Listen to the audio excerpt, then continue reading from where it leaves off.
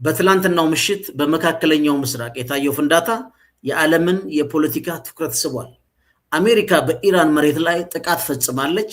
ኢራን ደግሞ በበኩሏ የአሜሪካን የጦር መርከቦች ኢላማ አድርጋለች። ነገር ግን ከዚህ ወታደራዊ ግጭት ጀርባ እጅግ አስገራሚ የሆኑ የዲፕሎማሲ ሴራዎች ተጋልጠዋል። ሳውዲ አረቢያ ለአሜሪካ ጀርባዋን ሰጥታለች። ለምን? ኢራን በወሽመጡ ላይ ለሚያልፉ መርከቦች አዲስ ቀረጥ መጣሏ የሚታወቅ ነው። ይሄ ምን አመጣ? እሱ ብቻ አይደለም። በዚህ ጦርነት ላይ መነሻ በቱርክ ውስጥ ምን ተፈጸመ? በሰሜን ኮሪያ በህገ መንግስቷ ላይ ምን አደረገች? ይሄን በስፋት እናያለን።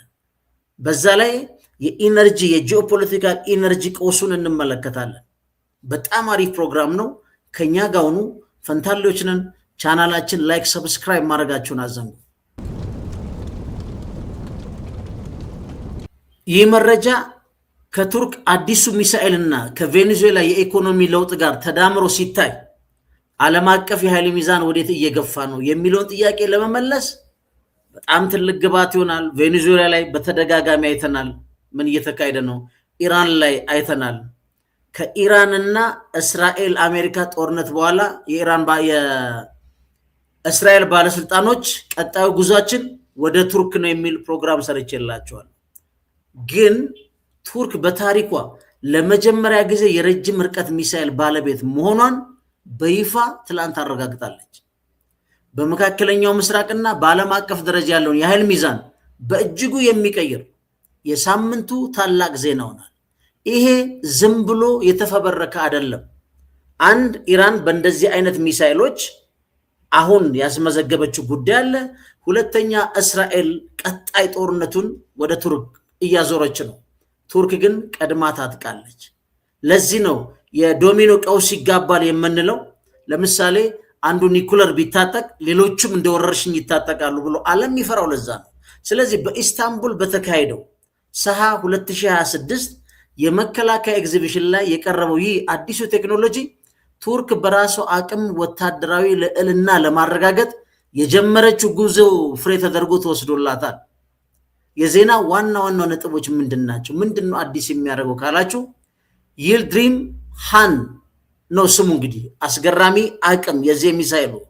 ይህ ሚሳኤል ቱርክ በዓለም አቀፍ ላይ ጥቂት ሀገራት ብቻ ካላቸው የረጅም ርቀት ሚሳኤል ባለቤትነት ተርታ አሰልፏታል።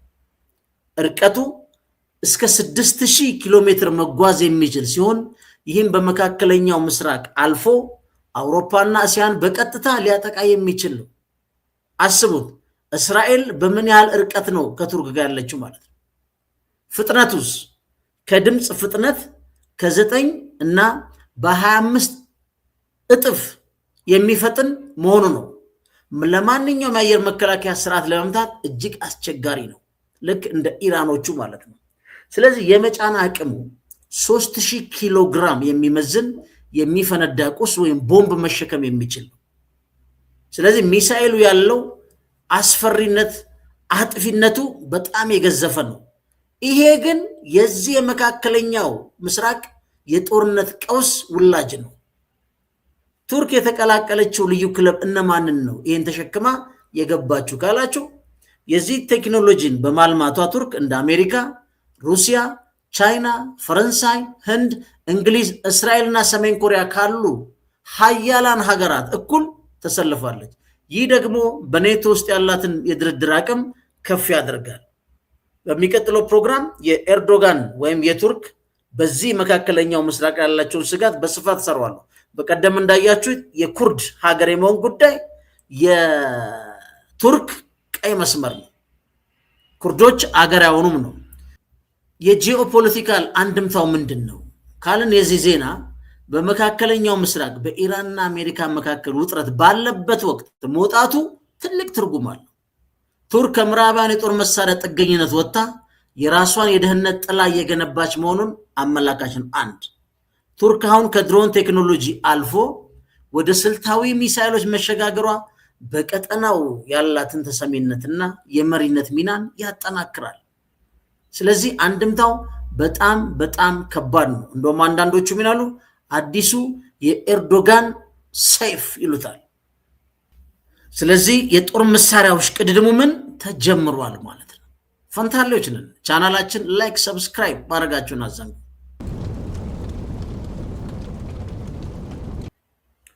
ሌላው በጣም አስደንጋጭ ዜና አለ።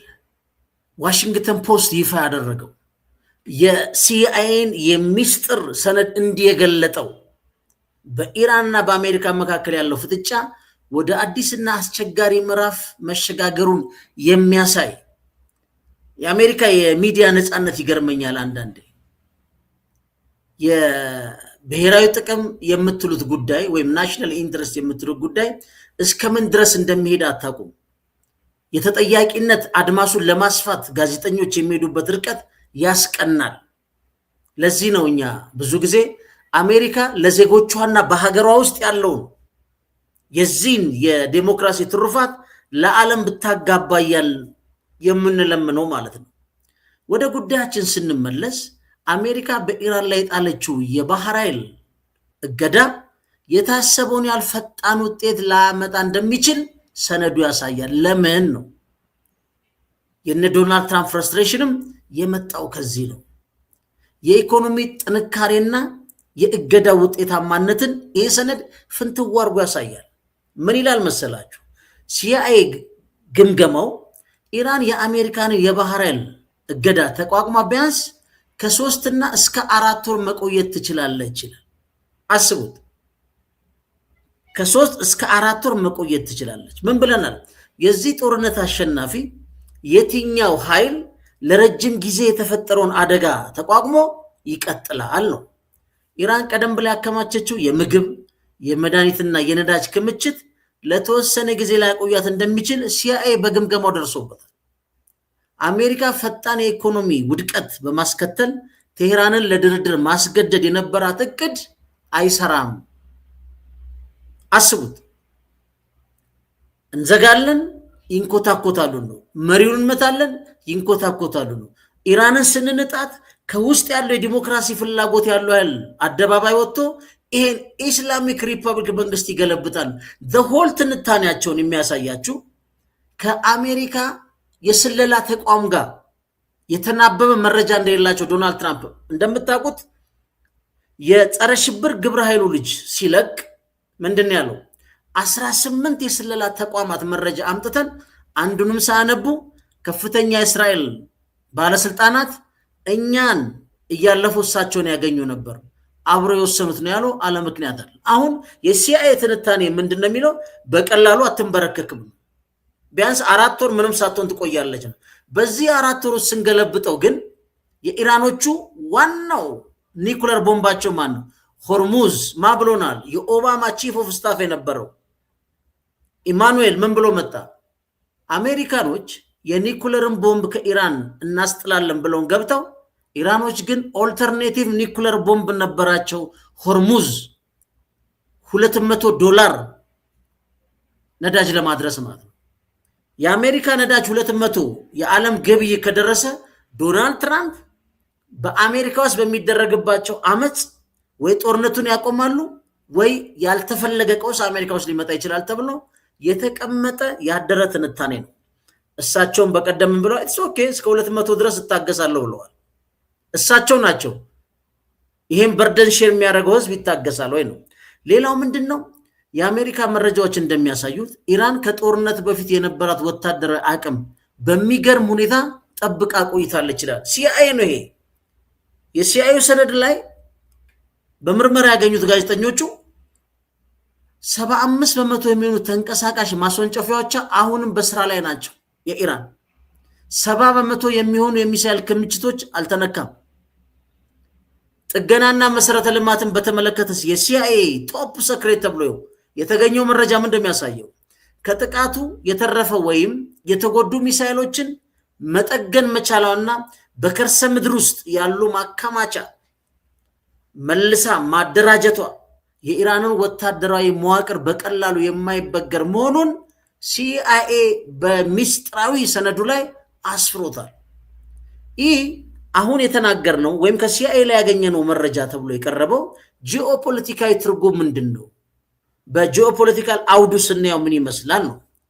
ትራምፕ ጦርነቱን ለማቆም ቸኩለዋል። 1 እና ድርድሩ የታገተው ለክብር መውጫ መንገድ መጥፋቱ ነው። ምን ማለት ነው?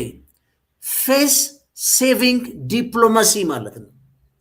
ኢራንም አሜሪካን ሁለቱም ክብራቸውን ጠብቀው ሁለቱም አሸናፊ ሆኖ ሊወጡበት የሚችል ማዕከላዊ ስፍራ አጥተው ነው የሚተኳኮሱት፣ በየሚዲያው የሚነቋቆሩት። ሁለቱም ግን መውጣት ይፈልጋሉ። ዶናልድ ትራምፕ ለምን መውጣት ይፈልጋሉ? የሲአይኤ ቶፕ ሴክሬት ያሳየው እሳቸው በተፋጠነ ወይ በፈለጉት ፍጥነት አሸንፈው ጦርነቱን እንደማይደመድሙት ስላወቁና አሜሪካ ውስጥ የሚነሳውን የፖለቲካ ቅሬታ ለማስቆም ይሄን ጦርነት አሸንፊያለሁ። እነ ጆርጅ ቡሽ ምን ብለው ነው? ሚሽን አኮምፕሊሽድ ማለት ደግሞ የነ ጆርጅ ቡሽ ነው። አፍጋኒስታን በሉት፣ ሊቢያ በሉት፣ ኢራቅ በሉት ያጠናቀቁት ጦርነት የለም። ግን ምን ይላሉ? የታቀደው እቅድ ተሳክቷል። ከዚህ ቀጥሎ የአሜሪካ ሰራዊት ወደ ቤቱ ይመለሳል። ከዛስ በነሱ ፖለቲካል ኢንተረስት ላይ ደግሞ የተሰበሰበው የመልቲ ኮርፖሬት ሚዲያው ደግሞ ምን ያደርጋል? የአሜሪካን አሸናፊነት የነ ጆርጅ ቡሽ ውሳኔ የማይቀመስ መሆኑን በድል አድራጊነት እንዲመለሱ ያደርጋሉ። አፍጋኒስታን ቢያንስ እስከ $3 ትሪሊየን እነ ኢራቅ $1.5 ትሪሊየን በየቦታ የዘሩት ገንዘብና አሜሪካ ኢቭን ናው በዓለም ላይ ያላት ፖዚሽን ካባከነችው ሀብት አንጻር እንኳን የሚመጣጠን አይደለም። ስለዚህ የፌስ ሴቪንግ ዲፕሎማሲን የማግኘት ጉዳይ ነው። ለምን? የሲአይኤ መረጃ በቀላሉ መውጫ እንደሌለው ያሳያል ማለት ነው። በጣም ቶፕ ሴክሬት ተብሎ የተቀመጠ ነው። የአሜሪካ ጋዜጠኞች ግን እንደዚህ አይነት እድል አላቸው ማለት ነው።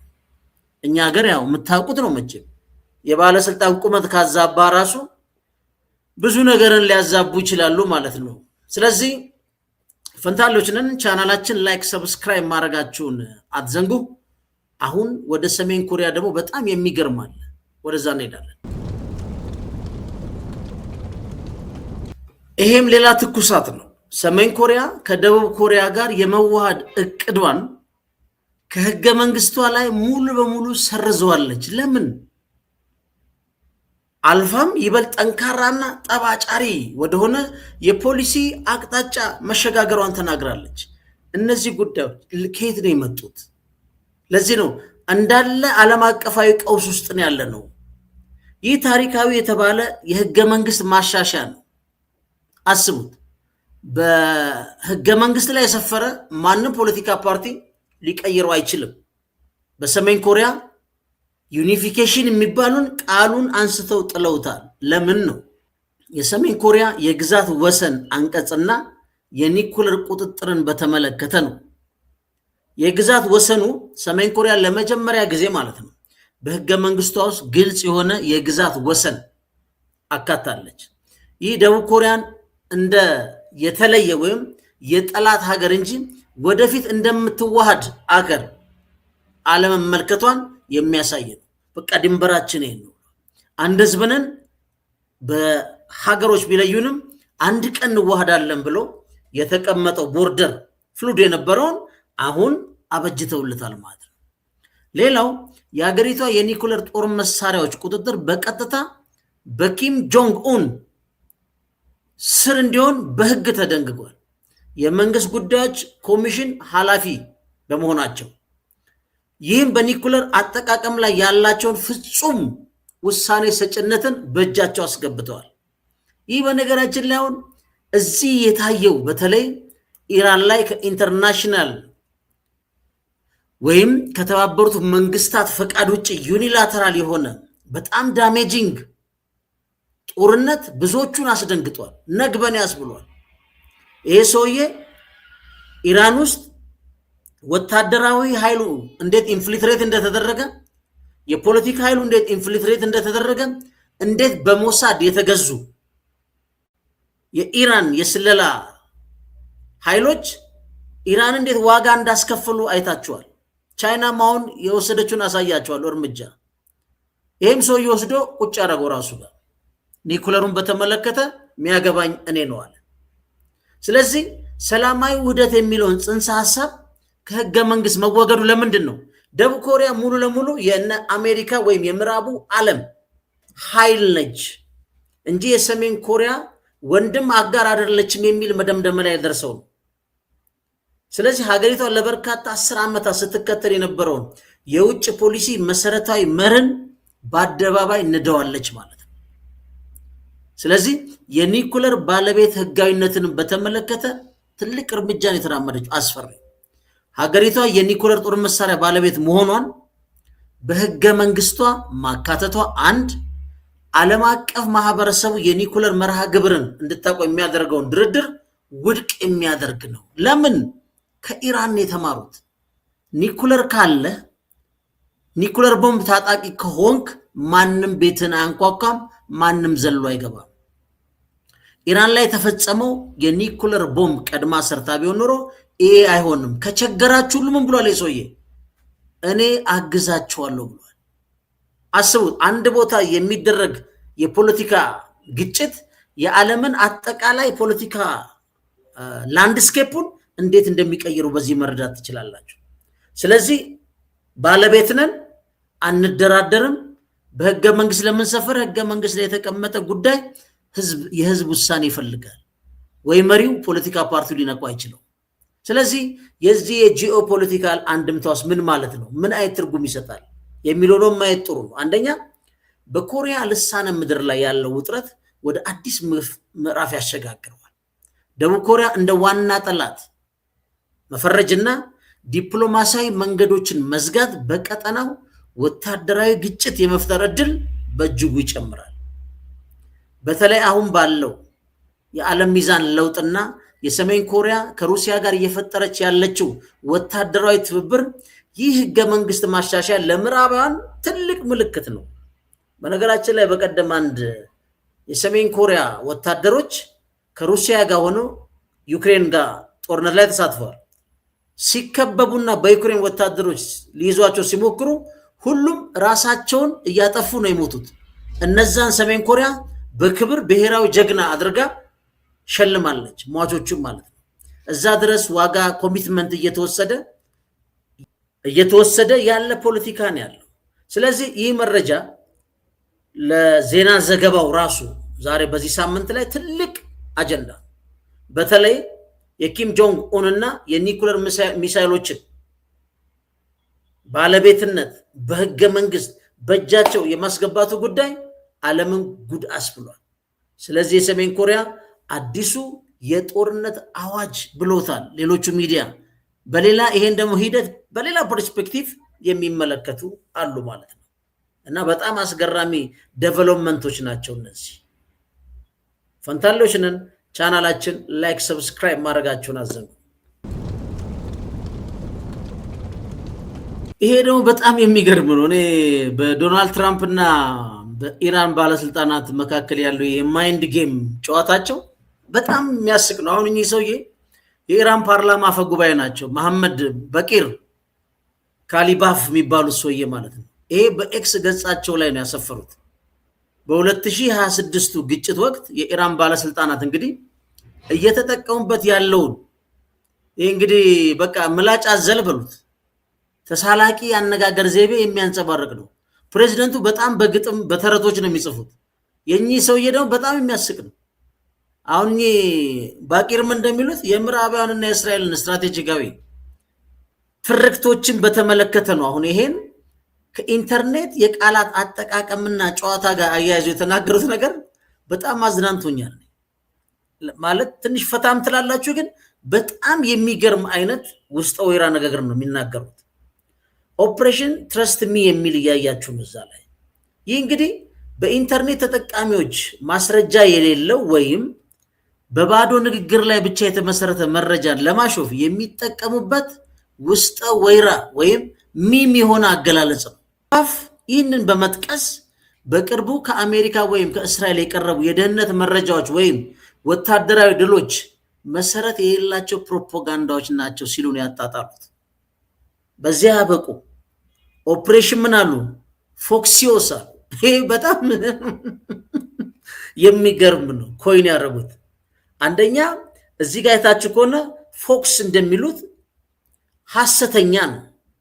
አክሲዮስ ማለት ደግሞ አይታችሁ ከሆነ ከአሜሪካ መንግስት፣ ከእስራኤል ባለስልጣናት፣ ከነጩ ቤተ መንግስት ያገኘሁት እያለ አክሲዮስ የሚባለው ዘገባ ማይጽፈው ነገር የለም እና ከፍተኛ የዲፕሎማሲ መረጃዎችን በማውጣት ከሚታወቀው ማለት ነው አክሲዮስ የዜና ተቋሙ ጋር አያይዞት ምን አሉት? ኦፕሬሽን ፎክሲዮስ አሉት። የተገኘው ቃል ጥምረት ምንድን ነው የሚለው ነው። የተለመደ ስራ ነው ተብሎ ለመጥቀስ ማለት ነው። ቴሄራን የተቀነባበረ የሚዲያ ትርክት ወይም የስነ ልቦና ጦርነት ብላ ነው። የዚህ አክሲዮስን አይታችሁት ከሆነ 5 ነጥብ ቀረው አይታችሁት ከሆነ 5 ነጥቦች 14 ነጥቦች ሊስማሙ ነው። በድብቅ እያወሩ በቦምብ አገያቸዋለሁ አሉ። አንዱን ሳናግረውማ ኢራኖች የሚገባቸው ቦምብ ብቻ ነው አለኝ ምናምን እያለ ይዘግባል። እነሱ ምን አሉ? ይሄን ትርክት የሚዲያ ጫናውን እናውቀዋለን። ከዛስ ምን አሉ? በአጠቃላይ የሚመጣባቸውን የሚዲያ ጫና ኦፕሬሽን ፎክሲዮስ አሉት ማለት ነው። ይሄን የሚዲያ ጣቢያ ነው እንግዲህ አንስተው ጧ ያረቡት ማለት ነው። ለምሳሌ ለምን ይህን ተናገሩ ካላችሁ በሆርሙዝ ወሽመጥ ካለው ወቅታዊ ውጥረትና የባህር ኃይል ፊልም አንጻር የዚህ የካሊባፍ ንግግር 2 ዓላማዎች አሉት። የትላንትና ማታውን ጦርነት ሳይጨምር ነው የምነግራችሁ። ለኢራን ህዝብ የመተማመን ስሜትን ለመፍጠርና የምዕራባውያን ወታደራዊ እንቅስቃሴ ውጤት አልባ ነው፣ በእነሱ ሚዲያ እየተዘገበ የስነ ልቦና ጫና እንደሚያደርጉባችሁ ሳይሆን መሬት ጋር ካለው እውነት ጋር የራቀ ነው ለማለት ነው። አንድ ሁለተኛ የሶሻል ሚዲያ ቋንቋዎችን በመጠቀም የዓለምን ትኩረት ለመሳብ ይሄ ቆንጣጭ ወይም ምንድነው የሚኮረኩር አይነት ነው የሚጠቀሙት ማለት ኢንፎርማል ተጠቅመ አጀንዳህን መሸጥ ማለት ነው እና የዓለምን ትኩረት ለመሳብና ተቀናቃኛቸውን እንዳታላይ ወይም ተስፋ እንደቆረጡ አድርጎ ለማሳየት የተጠቀሙበት ነው። ዶናልድ ትራምፕ ምን ይላል? ሊበራሎች አሉ፣ ኮንሰርቫቲቭ አለ። እኔ ምን ላድርግ? በጭንቅላታቸው እኮ እንደተሸነፉ ያውቃሉ። ስታናግሯቸው አሸናፊ ሆነው ይቀርባሉ። ተስማምቻለሁ ብዬ ጨርሼ ወደ ሌላ አጀንዳ ልሄድ ስል መስማማታቸውን ይረሱና ሌላ ጠብ ውስጥ ይመጣሉ። በጣም አስቸጋሪዎች ናቸው። ግን ለነሱ አድቫይዝ ማድረገው ሰሬ እንዲያደርጉ በቃ እጃቸውን ይስጡና በተሸናፊነት ጦርነቱን እንዝጋው ይላሉ። ይሄም የስነ ልቦና ጦርነት ነው። እንደውም አንድ ጊዜ ምን አሉ?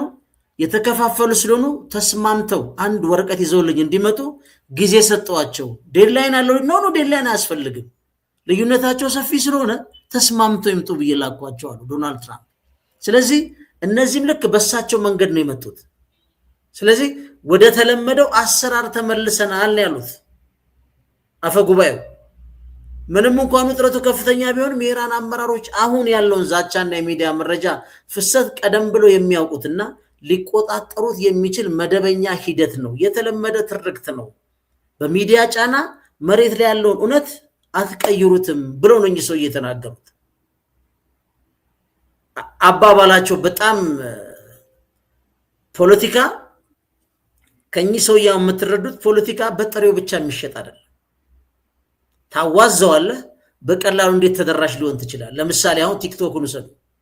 ቲክቶክ ላይ በጣም በጽድት ያለ ነገር ያስቀመጠ ሰው እንዴት ቫይራል እንደሚሆን ያታችሁታል። በአንዴ በሚሊዮን ይሄዳል። ግን ወጥተህ ከዛሬ ጀምሮ እያልክ መግለጫ ብትሰጥ ማን ነው ብሎ ያሳልፋል ማለት። ስለዚህ አዋስቶ የመስጠት ጉዳይ ነው ማለት ነው። ፈንታሌዎች ነን። ቻናላችን ላይክ፣ ሰብስክራይብ ማድረጋችሁን አዘንጉ። ትላንትና ማታ ምንድን ነው የተፈጠረው? ለምንድን ነው በሐላል ጦርነቱ የተጀመረው? በአሜሪካና በእስራኤል መካከል ምን ንፋስ ገባ? ኩዌት ስለምን ሸሸች? ኳታር ስለምን እምቢ አለች? አሜሪካንስ የነዚህን ሀገሮች ድጋፍ ካላገኘች ኢራንን የማሸነፍ እድሏ ምን ያህል ነው? ይሄን ሰፋ አድርገን እናየዋለን። ፈንታሌዎች ነን። ቻናላችን ላይክ፣ ሰብስክራይብ ማድረጋችሁን አዘንጉ። አሜሪካ ሴንትራል ማዕከላዊ የጦር ማዘዣው ይፋዊ መግለጫ ትላንት ሰጥቶ ነበር። የራስ መከላከል እርምጃ ነው የወሰድነው፣ ሰልፍ ዲፌንስ ስትራይክ ነው ያደረግነው ብሏል። ይህ መግለጫ እንግዲህ የዋሽንግተን ምን ይባላል ናሬቲቭ በአንድ ጉዳይ ላይ ሲከሰት መንግስታት የተለያየ ናሬቲቭ አላቸው። ይሄ ሰልፍ ዲፌንስ ነው ብላ ተናግራለች። ወይም ኢራን ደግሞ ካውንተር አርጊመንት ለዚህ ይዛ ትመጣለች። መጀመሪያ ግን ምንድን ያለው ይሄ ማዕከላዊ የጦር ማዘዣው? የአሜሪካ ጦር የኢራንን ሚሳኤል እና የድሮን ማስወንጨፊያ ጣቢያዎችን የእዝና ቁጥጥር ማዕከላትን እንዲሁም የስለላ መረጃ መለዋወጫ መስመሮችን መምታቱን ገልጿል። የጥቃቱንም ምክንያት ሲያስረዳ 3 የአሜሪካ መርከቦች ከሆርሙዝ ወሽመጥ ወደ ኦማን ባህር በሚጓዙበት ወቅት ከኢራን በኩል ያልተቀሰቀሰ ጥቃት ማለት አንፕሮቮክድ አታክ ሰነዘሩብኝ ይላል ሴንትኮም።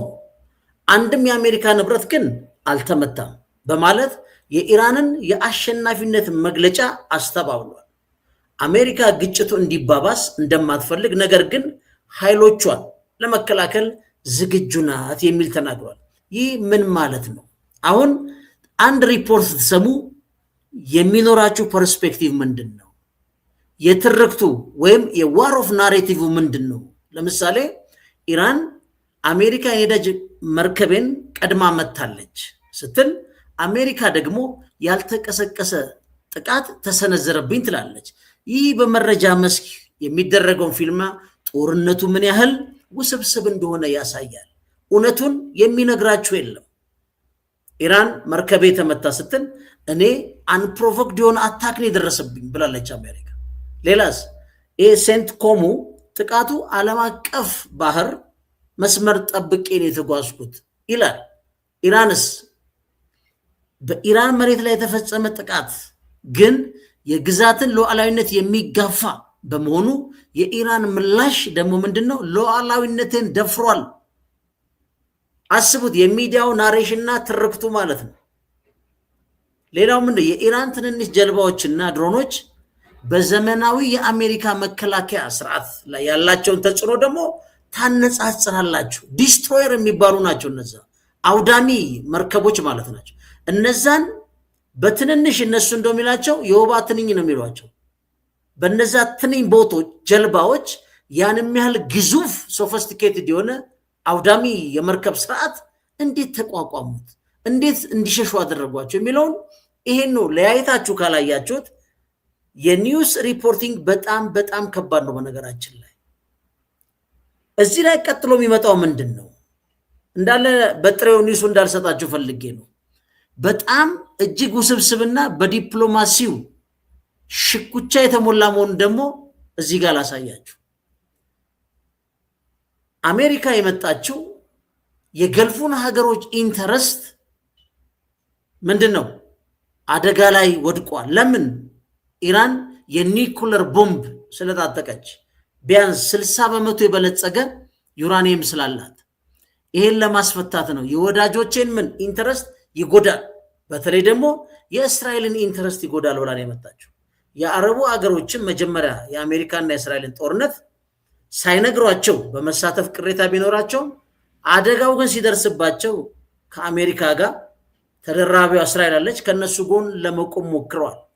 ግን ምንም አሁን የማይታወቅ ከዚህ ቀደም ከነበረው ግምት በተቃራኒ ማለት ነው። ሳውዲ አረቢያ አሜሪካ የሆርሙዝ ወሽመጥን በኃይል ለመክፈት የጀመረችውን ፕሮጀክት ፍሪደም የተሰኘውን ዘመቻ አልደግፍም ብላ በይፋ ወጣለች። ለምንድን ነው? ብዙ ሰዎች እንዴት አንደኛ ሴፍ የሆነ ፓስ ለመፍጠር ነው፣ ሰላም ያለው የመርከብ ፍሰትን ለማረጋገጥ እንዴት እንቢሏታል አሜሪካን የሚሏል። ግን ትልቁ ጥያቄ አለ። የአገር ትንሽ የለውም። በነገራችን ላይ ሳውዲ አረቢያ ግዛቷና ወታደራዊ ካምፖቿን አሜሪካ ለዚህ ጥቃት እንዳትጠቀምባቸው እንደማትፈቅድ ያሳወቀችበት ዋናው ምክንያት የአሜሪካ ቅርብ አጋር ብትሆንም ሳውዲ አረቢያ የራሷን ከግጭቱ ማራቋ አይደለም ቁም ነገሩ። ሳያማክሯት ሉዓላዊ ግዛቷን እና የአየር ክልሏን ለመጠቀም በሶሻል ሚዲያን ያሳወቋቸው። እንደማንም ሰው የተከበሩት ንጉሶቹ እንደኔ አንድ ተራ ሰው በሶሻል ሚዲያ በትሩዝ ሶሻል ሚዲያ ነው ያዩት። ይሄ የመጨረሻ አሳብዷቸዋል። ቀላል ይመስላል። አንድ ሰው እንዴት ቢቆጥረኝ ነው ሳያማክረኝ በእኔ ግዛት ተነስቶ ሌላ አካል እመጣለሁ ወይም ሌላ አካል እመታለሁ ያለው የሚለው በጣም በጣም በጣም ወሳኝ ነገር ነው በነገራችን ላይ። አሁን ሌላው ደግሞ ካውንተር አርጊውመንት ይዞ የመጣው ማን ነው? ከኢራን ካታም አልናቢያ ማዕከላዊ መግለጫ ሲሰጥ በመካከለኛው ምስራቅ ለሳምንት የቆየው የተኩስ አቁም ስምምነት በይፋ ፈርሷል። ይሄ ማን ነው? የኢራን ናሬሽን ነው። ዋር ናሬቲቭ ይሄን ይመስላል ማለት ነው። ስለዚህ ምንድነው ያሉት ኢራኖች? የአሜሪካ ጥቃትና የተኩስ አቁሙ መፍረስ ብለው ነው ታይትል ሰጥተው የተናገሩት። ኢራን አሜሪካ የተኩስ አቁም ስምምነቱን በመጣስ የሚከተሉትን ጥቃቶች ፈጽማለች ስትል ከሳለች። አንደኛ፣ የነዳጅ ጫኝ መርከቦች ጥቃት፣ በጃክስ እና በፉጃይራ የባህር ጠረፍ አካባቢ በሚንቀሳቀሱ የኢራን የነዳጅ መርከቦች ላይ ጥቃት ፈጽማለች። አንድ፣ በባንደር አባስ እና በሲሪክ እና በቀሽም ደሴት በሚገኙ የሲቪል አካባቢዎች ላይ አሜሪካ ከቀጠናው ሀገር ጋር በመተባበር የአየር ድብደባ ፈጽማለች። እዩት እንዴት እንደሚቀየር። ሌላውስ የኢራን ጦርነት ጥቃት በተፈጸመ በሰዓታት ውስጥ አጸፋዊ እርምጃ ወስደናል። በሆርሙዝ ወሽመጥ ምስራቃዊ ክፍልና በቻብሃር ወደብ ደቡባዊ አቅጣጫ በሚገኙ የአሜሪካ የጦር መርከቦች ላይ ጥቃት በመሰንዘር ጉዳት አድርሰናል ብለዋል። ይሄ እንግዲህ የኢራኖቹ ዋር ናሬቲቭ ነው። ስለዚህ ኢራን በመግለጫዋ ላይ አሜሪካ ጥቃቱን የፈጸመችው ከአንዳንድ የቀጠናው ሀገራት ጋር በመተባበር መሆኑን መጥቀሷ ምን ያመጣል ማለት ነው? አሁን ከዚህ የምትረዱት እንግዲህ ባለፉት ጥቂት ሰዓታት ውስጥ ማለት ነው ሳውዲ አረቢያና ኩዌት ለአሜሪካ አየር ክልላቸውን መፍቀዳቸው ቴሄራን እንደ ጠላትነት መቁጠሯን ነው። ከነሱ ተነስተዋል ነው የምትለው። እነሱ ግን ሌላ ፖዚሽን ያላቸው። ይህም ጦርነቱን በኢራንና በአሜሪካ መካከል ብቻ ሳይሆን የቀጠናው ሀገራትን በቀጥታ የሚጨምር ሊሆን እንደሚችል ይታመናል ማለት ነው። ስለዚህ እነዚህ ፖይንቶች ስንይዝ ዶናልድ ትራምፕስ ምን አሉ ነው ትልቁ ከባዱ ነገር። በመካከለኛው ምስራቅ ለብዙ ዓመታት የቆየው የአሜሪካና የሳውዲ አረቢያን የጸጥታ ግንኙነት ወደ አዲስና አስቸጋሪ ምዕራፍ መሸጋገሩን ያረጋገጠው ቁልፉ ነጥብ ፕሬዚደንት ዶናልድ ትራምፕ በትሩዝ ሶሻል በኩል ፕሮጀክት ፍሪደም በሳውዲ አረቢያ በኩል የገጠመው ጠንካራ ተቃውሞ የጂኦፖለቲካል ኃይል ሚዛን ከዋሽንግተን እጅ እየወጣ መሆኑን ቁልጭ አድርጎ የሚያሳይ ነው። ለምን ማለት ጥሩ ነው። ሳውዲ አረቢያ ለምን እዚህ ድምዳሜ ላይ ደረሰች? ኢራን ግን ከጎረቤት ሀገሮችን የተነሱ ስትል ምን ማለቷ ነው? ማንን እያለች ነው? አንደኛ ሳውዲ አረቢያ የታሪክ ትምህርትና የጥበቃ ዋስትና ማጣት ብላ የምታነሰዋል። ሳውዲ አረቢያ አሜሪካ አሁን እምቢ ለማለት የበቃችው ካለፈው መራራ ተሞክሯ በመነሳት ነው። በ2019 የአርምኮ በ2019 በፈረንጆቹ አቆጣጠር የአርማኮ ጥቃት በኢራን የሚደገፉ ኃይሎች የሳውዲ ነዳጅ ማጣሪያዎች ሲደበድቡ አሜሪካ የሰጠችው ምላሽ ዝቅተኛ በመሆኑ ለሪያድ ትልቅ ማስጠንቀቂያ ነበር።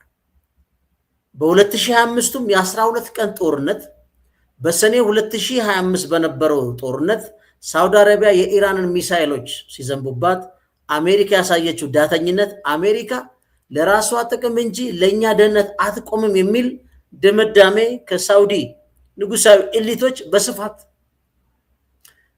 ሲነገር ነበር። ሌላው ምንድነው? የሪያዱ አዲሱ የነፃነት ስትራቴጂ የልዑል መሐመድ ቢን ሰልማን ሀገራቸው ከአንድ ሀገር ጥገኝነት ለመውጣት የወሰደቻቸው እርምጃዎች ውጤትም ናቸው እየተባለ ነው። ለምሳሌ የቻይና ሚና ማየት እንችላለን። በ2023 በፈረንጆቹ አቆጣጠር ከኢራን ጋር የሰላም ዲፕሎማሲ እንድትፈጥር በሽምግልና ቻይና ጨርሳለች።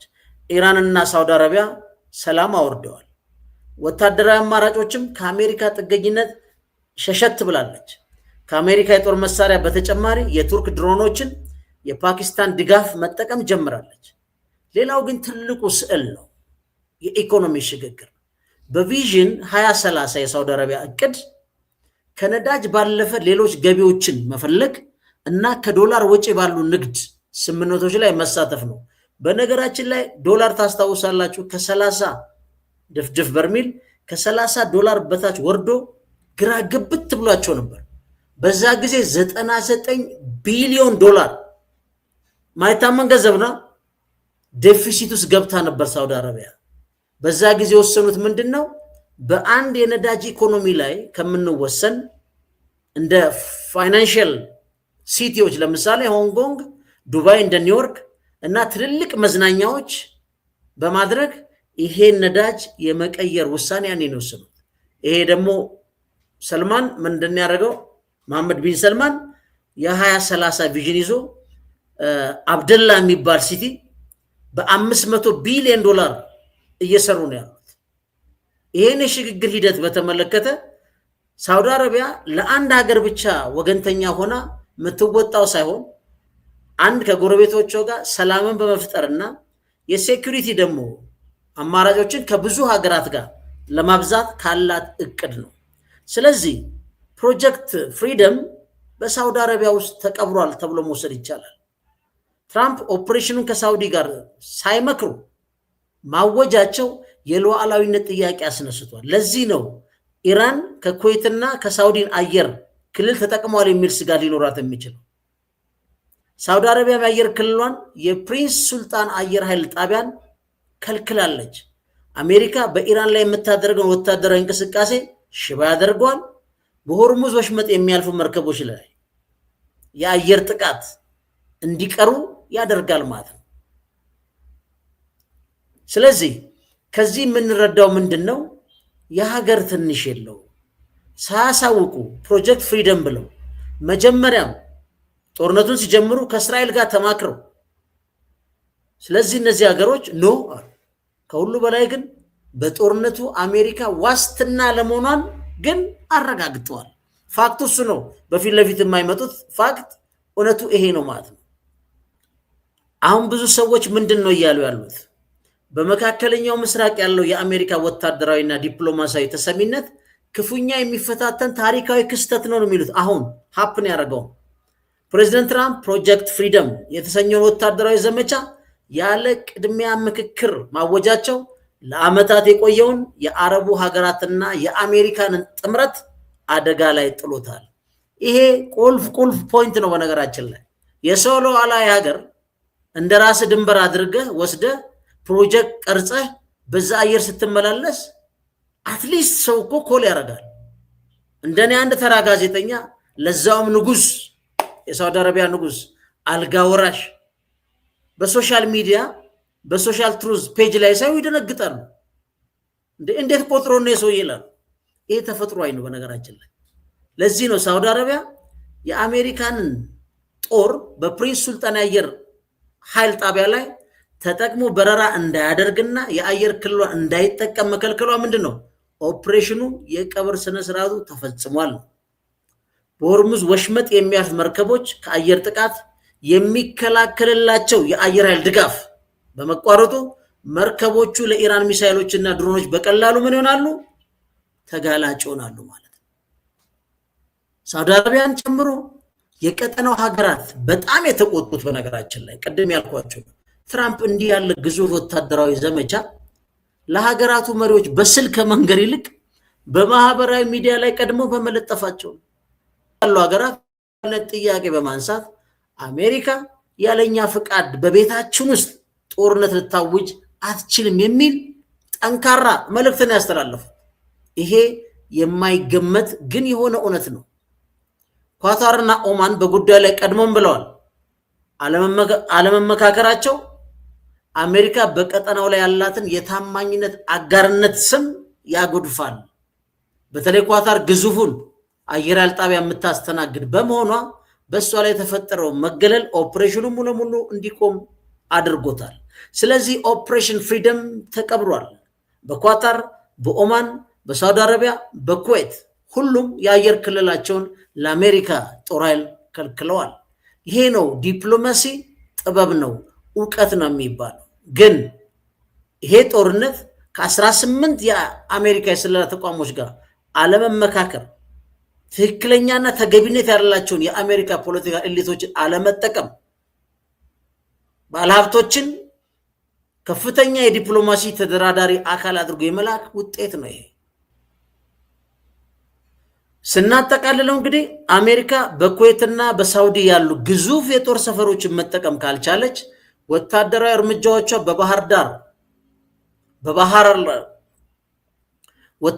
እርምጃዎቿ በባህር ላይ ከሚገኙ ተዋጊ መርከቦች ብቻ የሚወሰኑ ይሆናሉ። ይህም ውጤታማነታቸው ምን ይሆናል? ይቀንሳል ማለት ነው። የቀጠናዊ ሀገር አንድነት ይፈርሳል። ቀደም ሲል ከአሜሪካ ጋር የቅርብ ግንኙነት ወታደራዊ ግንኙነት የነበራቸው እንግዲህ ኩዌት፣ ሳውዲ አረቢያ አሁን የያዙት አቋም የሚከተሉት ነጥቦች ያሳያሉ። ልብ በሉ። የቀጠናው ሀገራት በኢራንና በአሜሪካ ጦርነቱ ሰለባ መሆን እንደማይፈልጉ እና ግጭቱ በቀጥታ የእነሱን ኢኮኖሚና ደህንነት እንደሚጎዳ አውጀዋል ማለት ነው። አንድ ይህ ውሳኔ የገልፉ ሀገራት ከዋሽንግተን ይልቅ የራሳቸው ብሔራዊ ጥቅምና ቀጠናዊ መረጋጋት ማስቀደም መጀመራቸውን ያሳያል። ሌላስ ኢራን የባህር እገዳዋን በቀጠለችበትና አሜሪካ እመኝኝ ወንድሜ ወይም ትረስት ሚ ብሮ እያለች በሚዲያ በምታጣጥልበት በዚህ ወቅት የጎረቤት ሀገራት ለአሜሪካ ፈቃድ መንፈጋቸው ለቴሄራን ደግሞ ያልታሰበ ሲሳይ ሆኗል ማለት ነው። ፈንታሌዎችንን ቻናላችን ላይክ፣ ሰብስክራይብ ማድረጋችሁን አዘንጉ። ቻው።